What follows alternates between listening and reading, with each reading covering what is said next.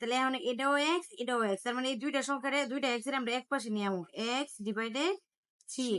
তাহলে এনে কি আছে প্লাস, এনে আসলে মাইনাস এক্স ডিভাইডেড 2। তাহলে এনে কি আছে প্লাস 7, লিখলাম 7।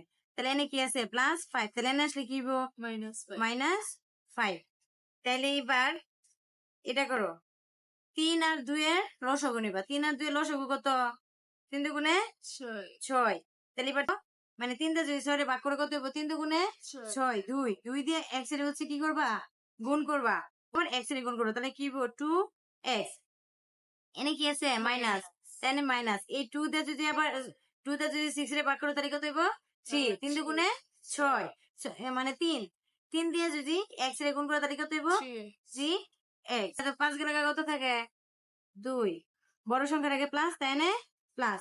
তাহলে এনে হচ্ছে তোমার এনে কি থাকে 6, আর এনে হচ্ছে মাইনাস 3 আর হচ্ছে প্লাস 2। তাহলে 3টাতে যদি 2টা জায়গা করে করে দেয় একটা, তাহলে মাইনাস এক্স, ঠিক আছে, সমান হচ্ছে কি 2।